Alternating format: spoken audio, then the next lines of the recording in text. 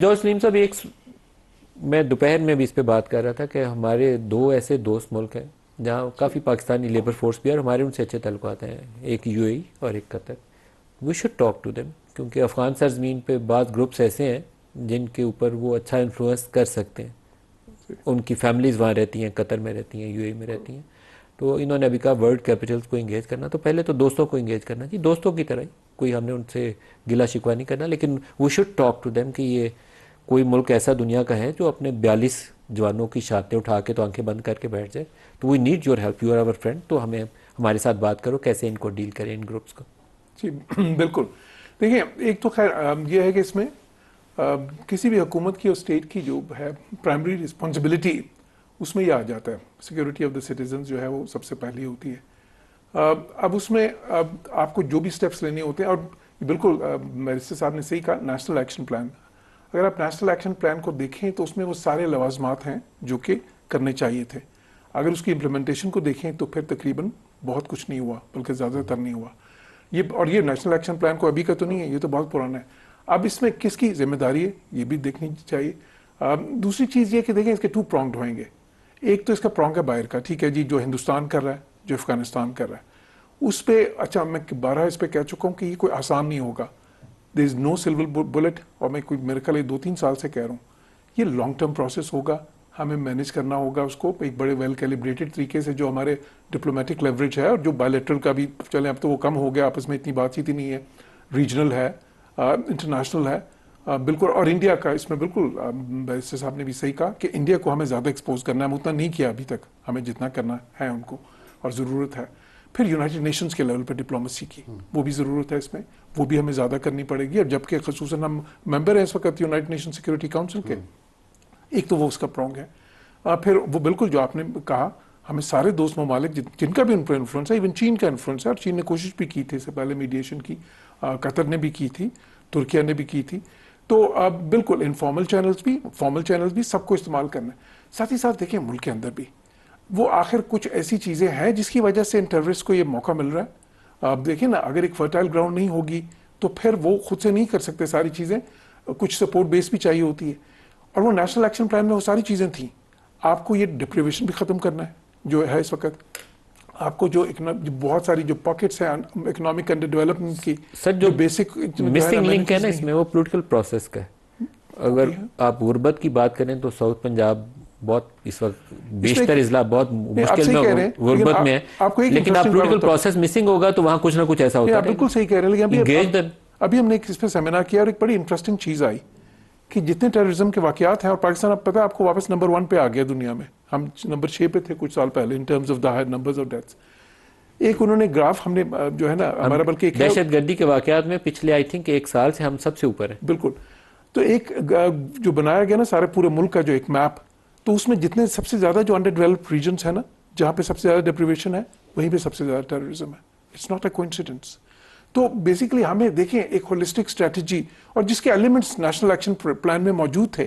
میں آپ کو بتاتا ہوں کہ ایک سیمینار ہوا، اس میں باہر سے انٹرنیشنل ایکسپرٹس آئے. انہوں نے یہ کہا کہ جی ہم نے آپ کا نیشنل ایکشن پلان دیکھا ہے، اٹس ایکسلنٹ، لیکن ہم نے اس کی امپلیمنٹیشن دیکھی ہے، اٹس پیتھیٹک. یہ لفظ پلان از ایکسلنٹ لیکن امپلیمنٹیشن از پیتھیٹک. جارج سلیم صاحب، ہمیں کبھی تو اپنی اصلاح کر ہی لینی چاہیے نا. ہم طالبان سے ہمارا جو لو فیئر ہے نا، افغان طالبان سے، وہ مکہ نہیں ہے. ہم نے ان کو بسایا تھا تو یہی کچھ ہی ہوا تھا. پھر ہم نے ٹائم نہیں لگایا ان کو کابل کی راہ ہموار کرتے ہوئے، پوری مدد کی. چائے پینے بھی گئے جس کی طرف یہ کہہ رہے ہیں جنرل فیض صاحب، ہم پہنچ گئے تھے. All is well, everything is under control.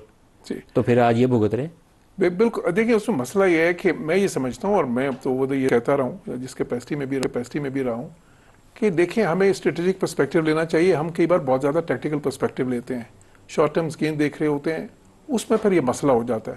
اگر ہم لانگر ٹرم پرسپیکٹیو دیکھتے تو پھر ہم نے جو 2-3 کرٹیکل جو ہے نا ڈیسیشنز کیے، یا جس وقت سپورٹ کیا جس طرح آپ کہہ رہے ہیں، اور میں تو اسے بہت پہلے بھی جاؤں گا جو ہے، تو would have been all different. لیکن آپ کو پھر آگے دیکھنا ہوتا ہے، جیسے چین میں دیکھا جاتا ہے. طالبان کی راہ ہموار کرنا، دوبارہ کابل کو ٹیک اوور کر لیں، that was a tactical move. T T P کو الاؤ کرنا کہ دوبارہ پاکستانی علاقوں کے اندر بحثیں.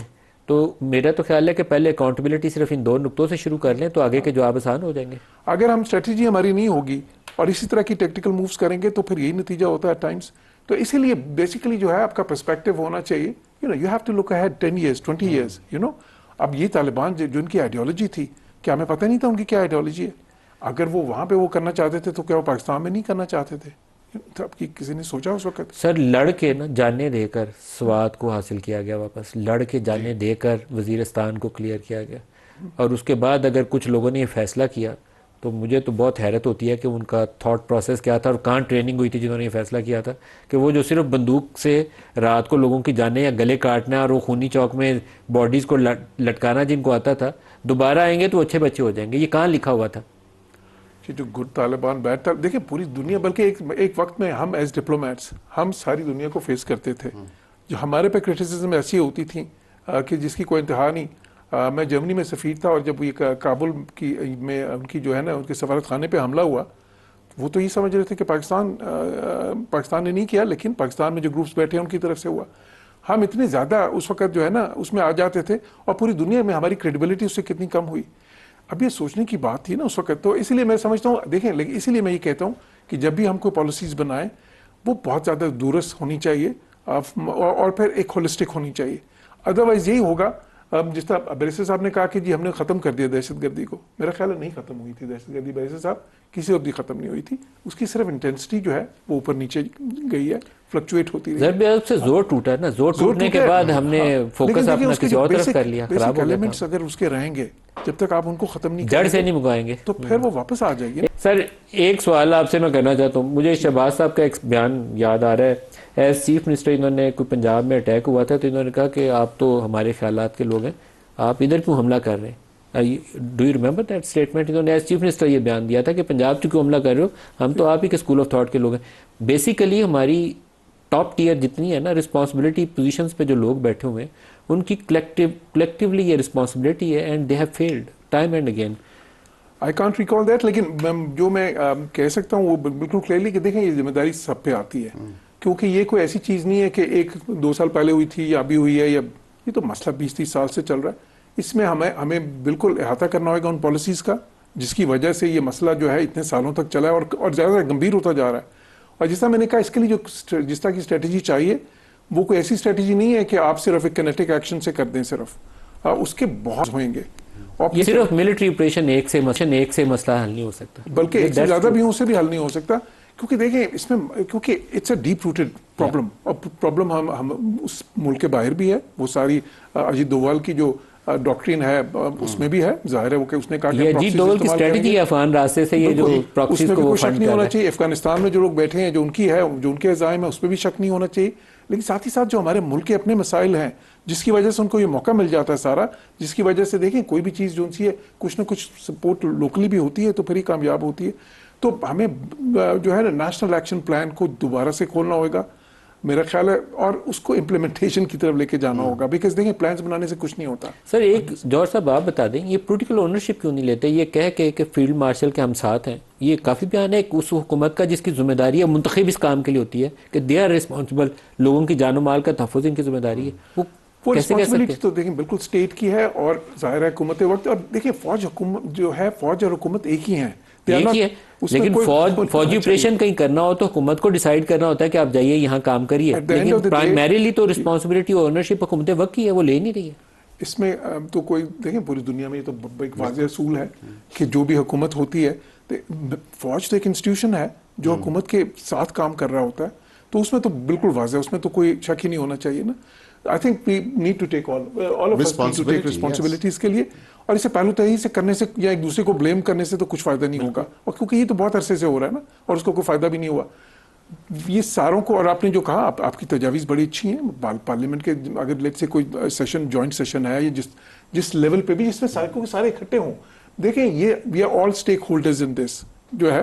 اگر ہمارے ملک میں یہ جو بربادی کرنے کی کوشش کر رہے ہیں اس میں نقصان ہے تو ساروں کا ہوگا, اس میں بے شک وہ پی ٹی آئی کا ہو, بے شک وہ این کا ہو, بے شک وہ کسی پارٹی کا ہو, پاکستان کے کسی خطے میں اور کسی فرد کا ہو, پاکستان کا اور ہمارا نقصان ہے, تو کلیکٹیو رسپانس ہونا چاہیے.